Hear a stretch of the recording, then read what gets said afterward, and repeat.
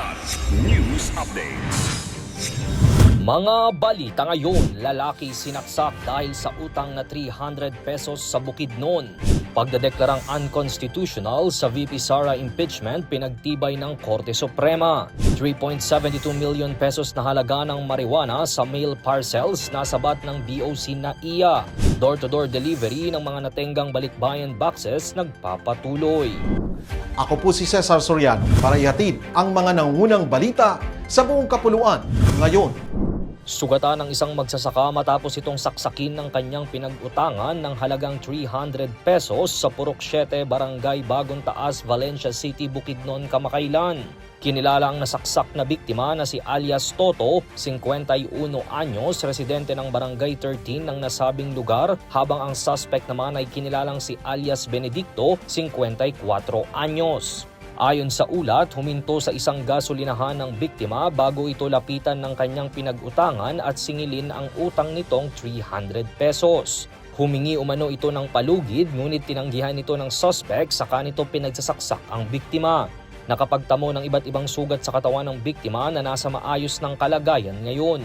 Samantala, hawak na ng mga otoridad ang suspect na nahaharap sa kaukulang kaso. Pinagtibay ng Korte Suprema ang desisyon nitong ideklarang unconstitutional ang articles o impeachment laban kay Vice President Sara Duterte. Sa isang press briefing, sinabi ni SC spokesperson Attorney Camille Ting na sa bisa ng unanimous votes nagpasya ang SC Bank na i-deny with finality ang motion for reconsideration ng Kamara na humihiling na i-reverse o baliktarin ang naunang desisyon. Noong Hulyo 2025 nang nagbaba ng ruling ang SC na nagsasabing saklaw ng Articles of Impeachment ng 1-year ban rule sa ilalim ng Article 11 Section 3 paragraph ng Konstitusyon. Matatanda ang 3 impeachment complaints ang unang isinampa sa pangalawang Pangulo noong 2024, ngunit ang ika-4 na impeachment ang inendorso ng 1/3 ng mga mambabatas ng Kamara at kalaunay itrinansmit sa Senate bilang Articles of Impeachment. Giit naman ng mababang kapulungan, isinagawa ang archiving ng 3 unang complaints matapos ang transmittal ng ika-4, kaya hindi umano ito saklaw ng 1-year ban.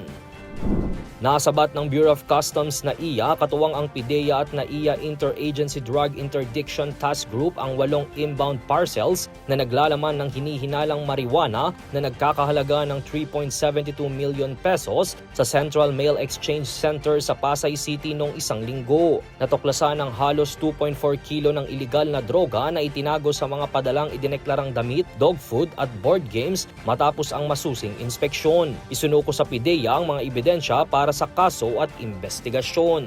Kasabay nito, patuloy ang door-to-door delivery ng mga naantalang balikbayan boxes ng mga pamilya ng OFWs gamit ang pondong inaprubahan ng Pangulo. Ayon sa BOC, paiigtingin pa ang pagbabantay laban sa iligal na droga at pananagutan ng mga mapang-abusong freight forwarders upang maprotektahan ang publiko at OFWs. Para sa Kidlat News Channel, ito si Jai Reyes, nag-uulat. Ako po si Cesar Soriano, kasama nyo sa bawat pagputo ng balita.